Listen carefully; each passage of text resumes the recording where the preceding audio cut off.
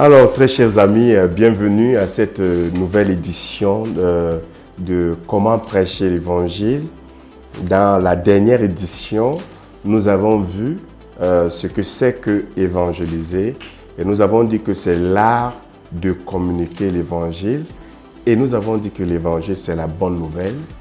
Et aujourd'hui, nous voulons savoir ce que c'est que cette bonne nouvelle. Parce que si on dit c'est la bonne nouvelle de quoi, de qui, de qu'est-ce qui s'est passé et surtout comment transmettre, comment communiquer cette bonne nouvelle. Donc dans le cadre de cette émission aujourd'hui, nous allons voir ce que c'est que la bonne nouvelle, mais surtout au début, on va voir ce que c'est que la mauvaise nouvelle. Et nous allons faire cette comparaison afin que nous puissions toujours choisir de communiquer la bonne nouvelle et non la mauvaise nouvelle. Alors, existe-t-il une mauvaise nouvelle? C'est la question que quelqu'un pourrait me poser et je vais dire effectivement, il existe une mauvaise nouvelle et parfois nous communiquons la mauvaise nouvelle sans le savoir parce que nous prêchons parfois de façon mécanique. Je vais vous prendre le cas lorsque nous prêchons l'évangile et nous disons à quelqu'un qu'il faut que tu deviennes enfant de Dieu. Quand tu dis à quelqu'un, il faut que tu deviennes enfant de Dieu, la personne n'est pas dupe. La personne va bien comprendre que vous êtes en train de lui dire, que tu es en train de lui dire que tu es enfant du diable. Il faudrait que tu deviennes enfant de Dieu. Et là, qui peut comprendre que ça, c'est une bonne nouvelle? Personne. Même le diable, je ne pense pas qu'il serait fier qu'on appelle qu'il est enfant du diable. Il aimerait bien sûr, c'est pour cela qu'il prend l'apparence d'un ange de lumière, parce qu'il ne veut pas apparaître comme il veut. Donc quelqu'un ne va pas comprendre que c'est une bonne nouvelle. Et parfois ces personnes, lorsque tu lui dis il faut que tu sois, que tu naisses, que tu sois enfant de Dieu, la personne comprend et elle va vouloir être courtoise envers toi. Elle va te dire, écoute, tout le monde est enfant de Dieu. Et directement, qu'est-ce que tu vas rétorquer? Non, ce n'est pas ça. Tout le monde n'est pas enfant de Dieu. Dans le livre de Jean, chapitre 1, le verset 12, la Bible dit qu'à tous ceux qui l'ont reçu, à ceux qui croient en son nom, elle a donné le pouvoir de devenir enfant de Dieu. Donc, on devient enfant de Dieu. Et directement, sans le savoir, c'est une très mauvaise nouvelle pour la personne. La personne va commencer à dire, ah, j'ai appris qu'il y a des nouvelles églises qui sont déjà là. Et j'ai appris que ce sont des sectes. Certainement, cette personne-ci est dedans. Et vous savez ce qui va se passer dans le cœur de la personne? La personne va dire, il faut que je fasse rapidement que cette personne-ci parte de chez moi.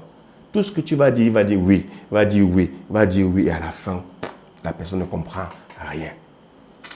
Donc, c'est une mauvaise nouvelle. Alors, c'est donc quoi la bonne nouvelle? La bonne nouvelle, c'est que Dieu a pourvu au salut de l'humanité par la vie, la mort et la résurrection de Jésus-Christ. Voici la bonne nouvelle. Dieu a pourvu au salut. D'abord, dans cette bonne nouvelle, la première des choses, c'est que le salut vient de Dieu. Ce n'est pas par les œuvres. On reviendra là-dessus dans les prochaines émissions où nous allons voir qu'est-ce qu'il faut faire pour être sauvé.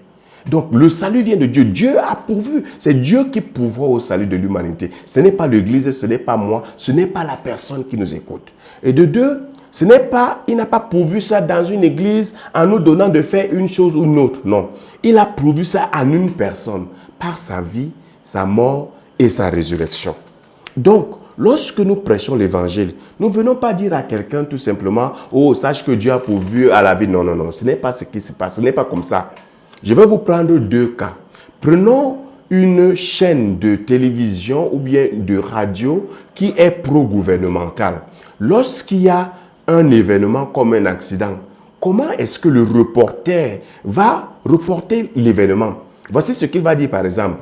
Il va dire que, écoutez, il y a eu un accident aujourd'hui, il y a eu 20 morts et en fait, le problème qui s'est passé, c'est que le chauffeur n'a pas pu prendre soin, il roulait très rapidement, ainsi de suite. Donc, il va prendre la responsabilité et mettre sur le chauffeur. Et à la fin, qu'est-ce qu'il va dire? Le gouvernement actuellement est en train de prendre des mesures pour prendre soin de tous ceux qui sont hospitalisés.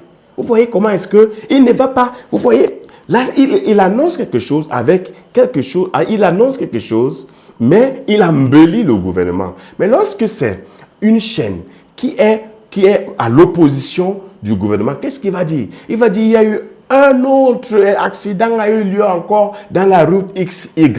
Et les routes sont tellement mauvaises, les routes sont tellement petites, ainsi de suite. Vous voyez que dans les deux cas, l'un est en train de noircir le gouvernement, sans dire directement que je noircis, et l'autre est également en train d'embellir le gouvernement sans dire que j'embellis. C'est la même chose avec la bonne nouvelle. Donc tu ne viens pas lui dire que Dieu a pourvu au salut, non.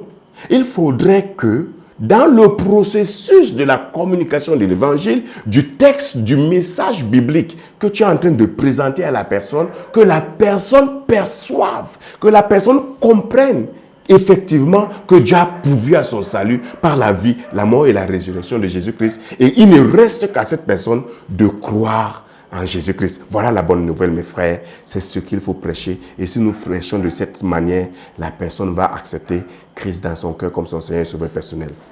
Voilà la bonne nouvelle. Et si vous avez aimé cette émission, s'il vous plaît, n'oubliez pas de pouvoir cliquer sur la cloche, en fait, sur le pouce qui est là pour dire que vous avez aimé. N'oubliez pas également de pouvoir vous abonner si vous ne vous êtes pas encore abonné et de pouvoir sonner à la cloche pour que vous puissiez avoir les prochaines émissions. Et si vous avez fini cela, faites-nous un commentaire. Dites-nous ce que vous pensez de notre émission. Et à la fin, s'il vous plaît, n'oubliez pas de partager. Il y a beaucoup de personnes qui veulent prêcher l'évangile, mais qui ne connaissent pas comment le faire. Que Dieu vous bénisse et s'il plaît à Dieu, à très bientôt. Au revoir.